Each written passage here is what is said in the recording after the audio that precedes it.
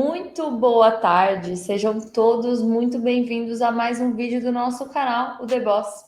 Para você que ainda não se inscreveu no canal e está gostando do nosso conteúdo, eu convido vocês a se inscrever aqui embaixo, ativa as notificações. Se você também ainda não está no nosso Telegram, convido vocês a participarem, tá tendo uma troca de ideias e conversas muito bacana entre todos os colegas lá. E também é lá que a gente fica 24 horas por dia para responder dúvidas e mandar estudos com base no nosso operacional. Hoje resolvemos falar sobre sweep. O que é sweep? O que é a famosa violinada? O que é a famosa varredura de liquidez? Sobre isso que a gente vai falar nesse vídeo. Vamos lá? Num vídeo que a gente já deve ter feito aqui para vocês, né, que a gente fez, inclusive, eu expliquei muito o que são estruturas de liquidez, como o próprio topo duplo, como esse, o fundo duplo, como esse daqui, a linha de tendência de alta, a linha de tendência de baixa e o próprio canal.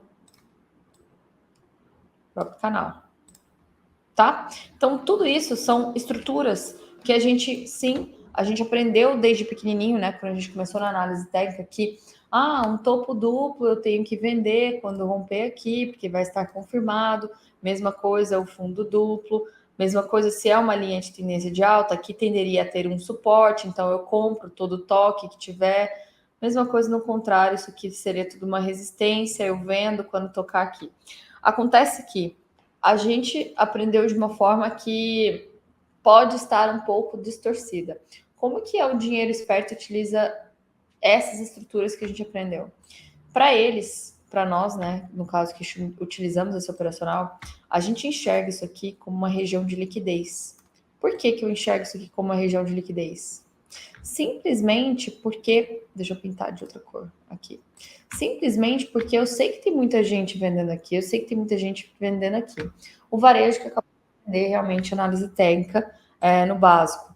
O que o institucional muitas das vezes ele faz? Ele induz todo mundo a vender, faz um candle assim e rompe essa estrutura, captura essa liquidez aqui,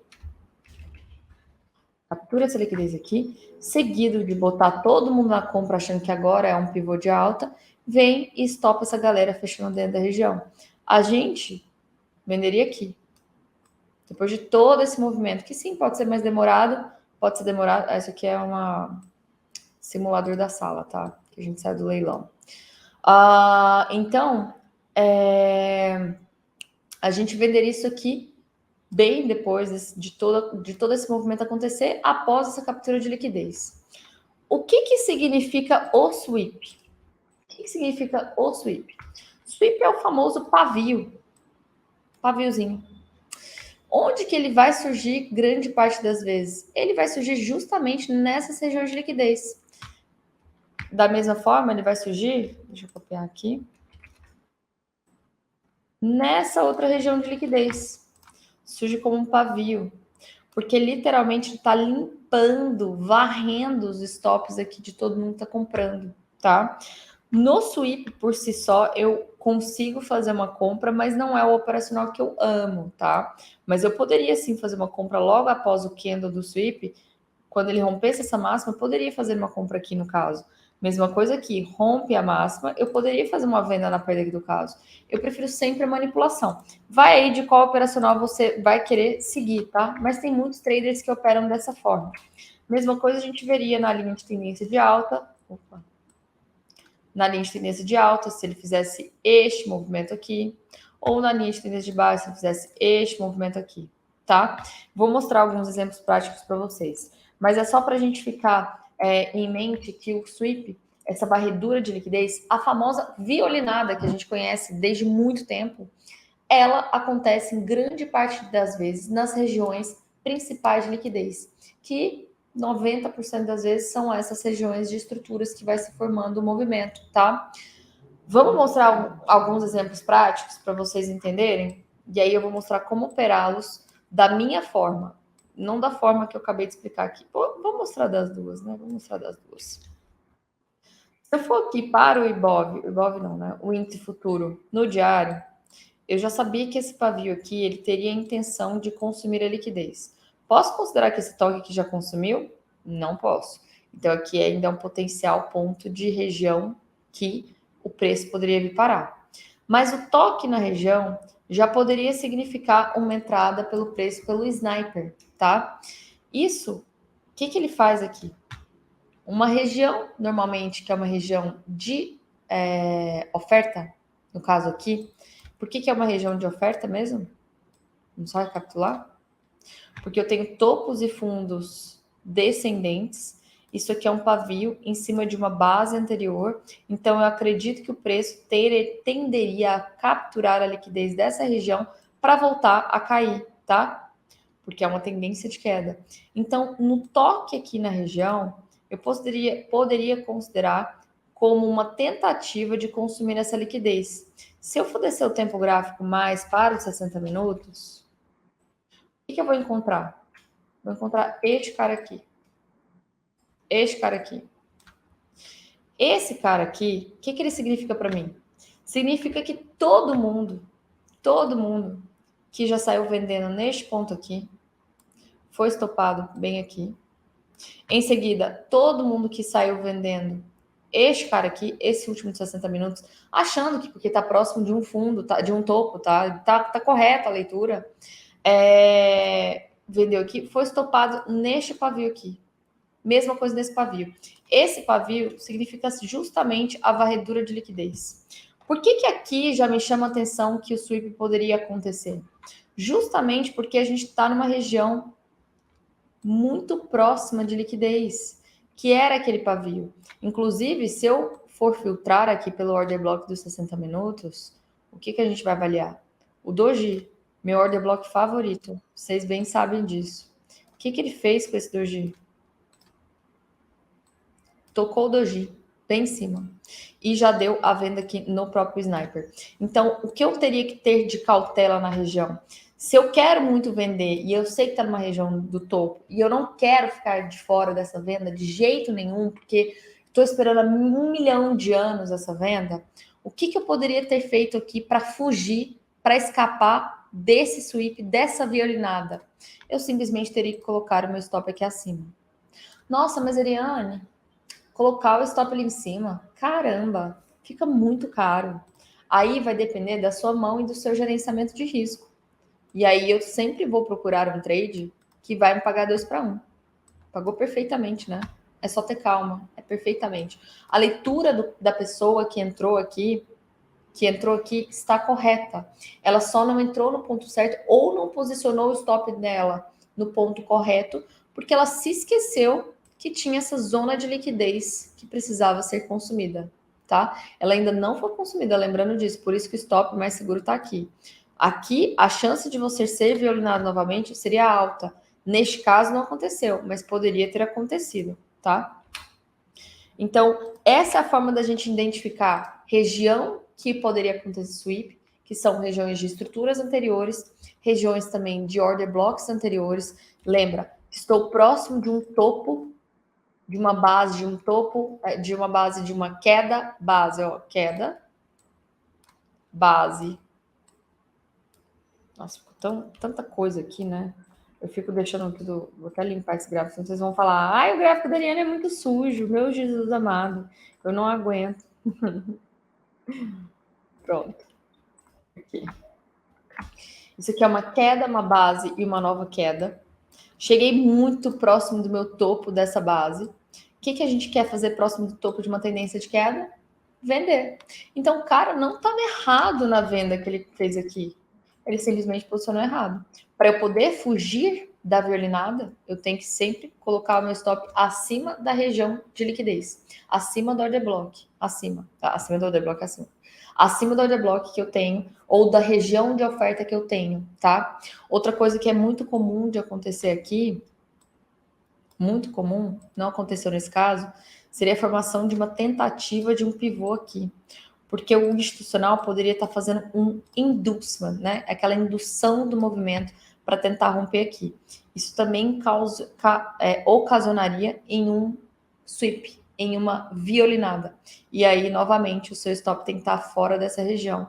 Pode acontecer, gente, mesmo você colocando fora da região, ainda assim ser estopado, mas a probabilidade de você ser estopado é menor. Outro exemplo muito bacana que aconteceu no dólar.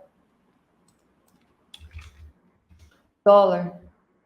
Deixa eu ir pro dólar foot, né?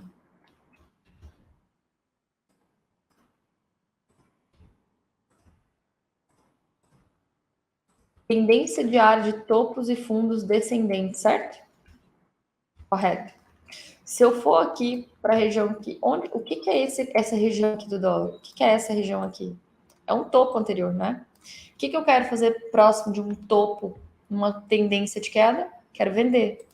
Então, o que eu vou analisar aqui? Vou filtrar minhas regiões de liquidez. Vamos para os 60 minutos. Na minha região de liquidez, eu tinha esse order block marcado aqui. Inclusive, o pessoal da sala até vai se lembrar. Esse vídeo vai sair quinta-feira, no dia 9 de fevereiro. Então, eu tô falando a semana inteira desse ponto aqui. O pessoal que tá me acompanhando vai se lembrar. Eu falei, pessoal, olha, esse cara aqui é muito forte, porque depois dele ele gerou, sim, um imbalance aqui, um desequilíbrio do preço. Quem não sabe o que é imbalance, tem uma aula de imbalance aí, mas é o desequilíbrio do preço forte que quebra a estrutura anterior, como essa aqui, ó, como essa. Vem e faz o simples toque na região. Vou descer o tempo gráfico por 15 minutos. Olha o que esse malandrão fez. Olha isso. Ele faz o toque próximo da região, perde a mínima. Muita gente saiu vendendo aqui. Muita gente. E onde essa galera provavelmente pode ter colocado stop? O que é o mais comum de acontecer? Acima da máxima. Colocou acima da máxima. O que este candle seguinte fez? Olha esse doji, olha esse sweep, olha essa violinada no cara. Que sacanagem, né? Ele veio aqui só tirar o cara, tocou na nossa região de liquidez, que é uma região que ali a gente sabia que teria uma probabilidade alta de resistência, e o preço simplesmente desmontou. Simplesmente desmontou.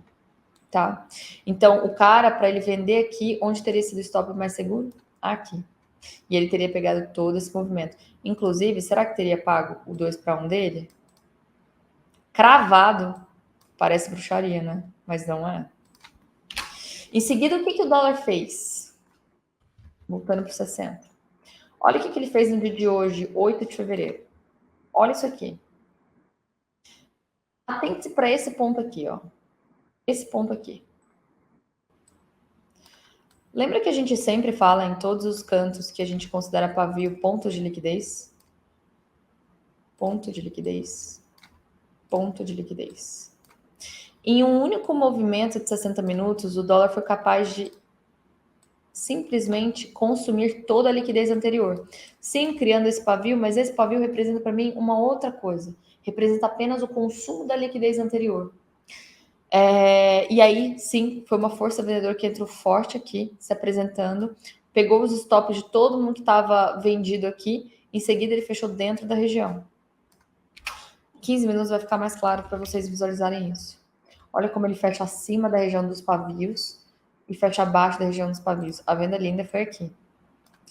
Neste ponto aqui, se eu estivesse pensando, e eu fiz essa venda com o pessoal lá do grupo, o que eu estaria analisando? Eu falei assim, pessoal, eu falei, ó, se fechar fora e fechar dentro de 60 minutos, a gente pode vender.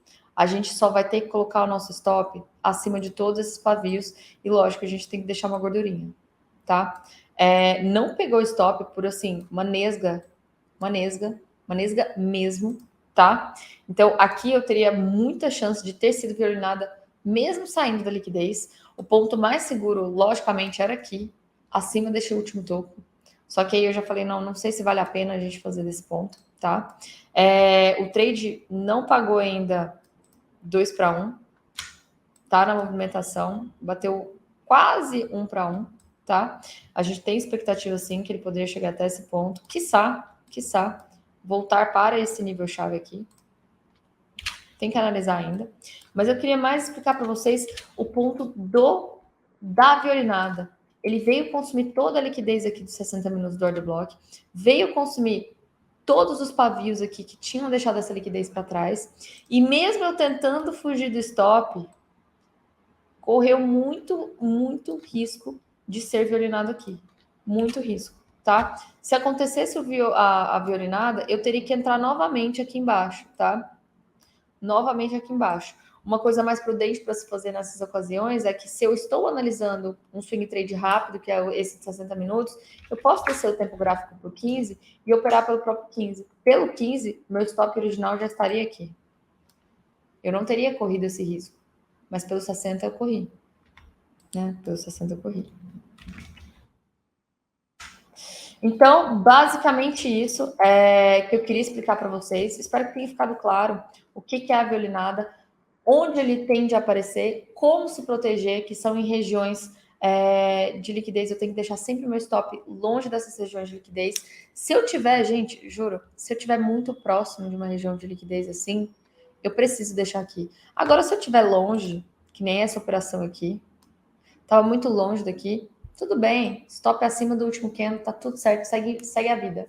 Porque aí eu prefiro correr o risco de ser estopado aqui e entrar um pouco mais caro. Não tem problema, tá? Mas em regiões muito próximas aqui de order blocks ou de estruturas, é sempre muito mais conservador e assertivo da nossa parte em deixar o nosso stop um pouco mais longo, buscar um risco maior também, mas confiante que a nossa leitura está correta e que a probabilidade de ter o 2 para 1 é alta de ser assertivo, tá bom? Espero que vocês tenham gostado. Vou lembrá-los que quem não se inscreveu no canal, se inscreve aqui, dá o likezinho aí se você curtiu esse vídeo. Coloca as críticas também, super importante pra gente. E é isso. Um grande beijo. Nos vemos na próxima. Até mais.